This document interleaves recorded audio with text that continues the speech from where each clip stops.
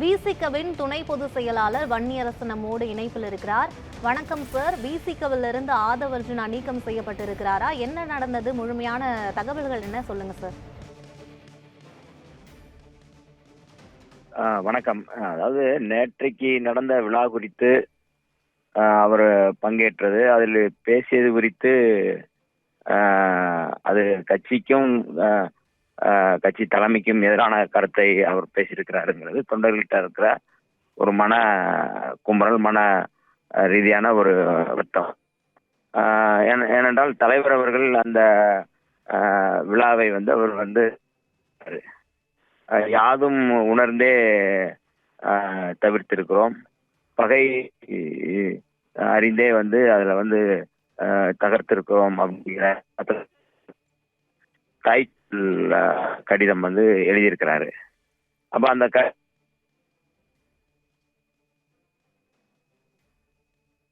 அப்போ அது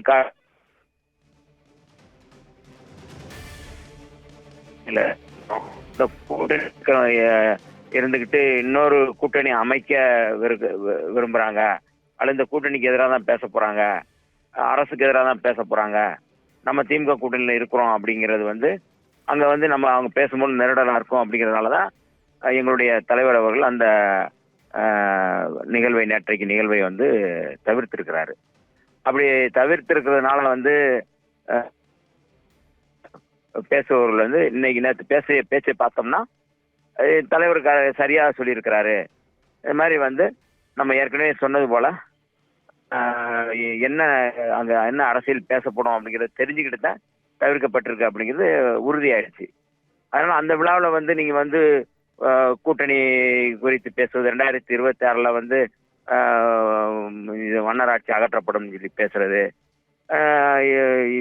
இங்க விஜய் அதை 2026 லெஸ் ஆகும் சொல்றது, இதெல்லாமே நாங்க ஏற்கனவே ஒரு கூட்டணியில இருக்கிறோம். அந்த கூட்டணிக்கு நம்ம அந்த கூட்டணியினுடைய கட்டமைப்பு பாஜக, RSS, சங் பரிவார அமைப்புகளுக்கு எதிராக அமைக்கப்பட்ட ஒரு கூட்டணி. அது அந்த கூட்டணியை நீங்க பலவீனப்படுத்துற மாதிரி பேசுவது என்பது சரியில்லை என்பதுதான் எங்களுடைய கருத்து.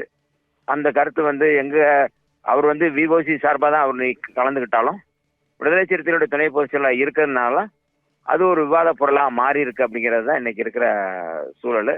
அதனால அந்த பேச்சு அப்படிங்கிறது எங்க கட்சியினுடைய கருத்தல்ல, அது கட்சிக்கு எதிரான கருத்தாகத்தான் விடுதலை சிறுத்தைகள் தலைவர், எங்களுடைய தலைவர் அவர்கள் வெளிப்படையா பேட்டியும் கொடுத்திருக்கிறாரு.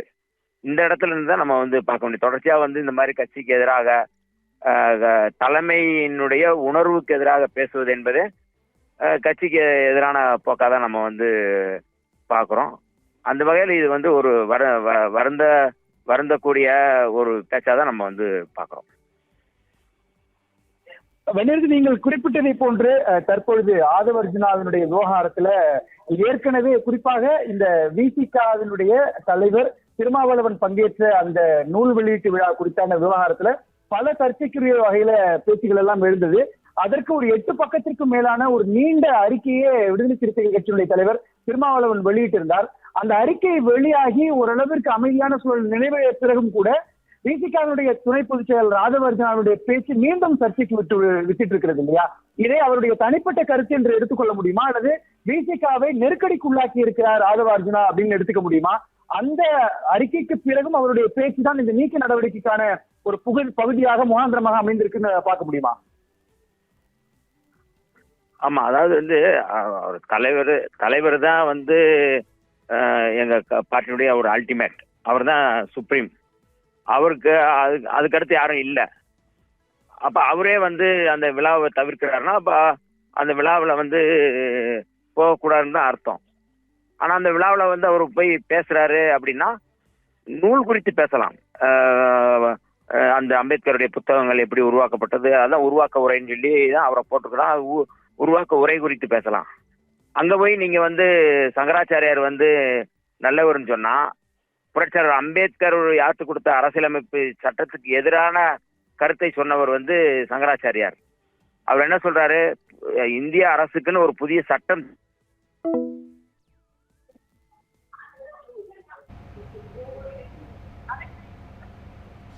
வன்னியரசு அவருடைய இணைப்பு துண்டிக்கப்பட்டிருக்கிறது. விசிகாவிலிருந்து அந்த கட்சியினுடைய துணை பொதுச் செயலாளர் ஆதவ அர்ஜுனா நீக்கப்படுவதற்கான ஆலோசனை கூட்டமானது அந்த கட்சியினுடைய உயர்மட்ட குழு மூலமாக பேசப்படுகிறதாக தகவல் கிடைத்திருக்கின்றன. விசிகாவிலிருந்து கூட்டணி குறித்தும் சர்ச்சைக்குரிய வகையில் ஆதவ அர்ஜுனா பேசியிருந்தார். அந்த அடிப்படையில் தற்போது அவரை நீக்குவது தொடர்பாக விசிகாவினுடைய உயர்மட்ட குழுவானது ஆலோசனை மேற்கொண்டு இருப்பதாக தகவல் கிடைத்திருக்கிறது. நேற்றைக்கு எல்லோருக்குமான தலைவர் அம்பேத்கர் என்கிற ஒரு நூல் வெளியீட்டு விழாவானது சென்னையில் நடைபெற்றது. இந்த விழாவில் பங்கேற்ற விசிகாவினுடைய துணை பொதுச் செயலாளர் ஆதவ அர்ஜுனா பல விஷயங்களை விசிகாவினுடைய கொள்கைக்கு எதிராக பேசியிருந்தார். குறிப்பாக கடந்த மாதம் அக்டோபர் 27 தமிழக வெற்றி கழகத்தினுடைய முதல் மாநில மாநாடானது நடைபெற்றது. அந்த மாநில மாநாட்டில் கூட்டணிக்கு அங்கீகாரம் அளிக்கக்கூடிய வகையில் கூட்டணி அமைச்சரவை உருவாக்குவதற்கான முயற்சியில் நாங்கள் இறங்குவோம் என்கிற ஒரு கருத்தை தவிகவினுடைய தலைவர் விஜய் முன்வைத்திருந்தார். இதனால் விசிகாவும் தமிழக வெற்றி கழகமும் கூட்டணி அமைப்பதற்கான வாய்ப்பு இருப்பதாக சொல்லப்பட்டிருக்கிறது. அதனுடைய சில நாட்கள் கழித்தே விஜயும் திருமாவளவனும் ஒரே மேடையில் பேசுவார்கள், ஒரே மேடையில் பங்கேற்கிறார்கள் என்கிற ஒரு கருத்து உருவாகின்ற அந்த சூழலில் இருந்தே தொடர்ச்சியாக விசிகாவும் தமிழக வெற்றி கழகமும் கூட்டணி அமைக்கிறதா என்கிற பேசுபொருள் மையமாக இருந்த பின்னணியில் அது குறித்து பல விளக்கங்களை பல முறை விடுதலை சிறுத்தைகள் கட்சியினுடைய தலைவர் திருமாவளவன் பேசியிருந்தார்.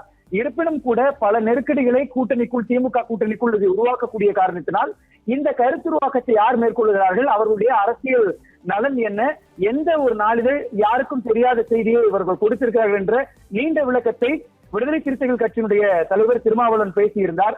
இந்த பின்னணியில் தான் நேற்றைக்கு ஆதவ அர்ஜுனாவுடைய பேச்சு சர்ச்சையாக இருக்கிறது. அதனுடைய தொடர்ச்சியாக ஆதவ அர்ஜுனா விடுதலை சிறுத்தைகள் கட்சியிலிருந்து நீக்கப்படுவதற்கான வாய்ப்பு இருப்பதாக தற்பொழுது தகவல் கிடைத்திருக்கின்றன.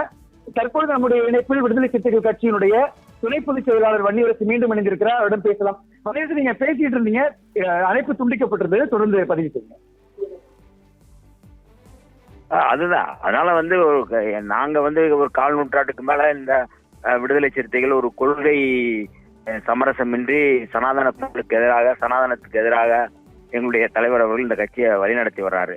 அதனால இந்த கோட்பாட்டு கூட்டணியை யாராலும் சிதறடிக்க முடியாது என்பதுதான் எங்களுடைய இலக்கா இருக்குது. அதுதான் எங்களுடைய விருப்பமும், எல்லோருடைய விருப்பமும் அதுதான் அப்படிங்கறத நம்ம இதுல நாங்க சொல்ல வர வேண்டியது. உங்களுடைய கருத்துக்களை பதிவு செய்வதற்கு நன்றி வன்னியரசு.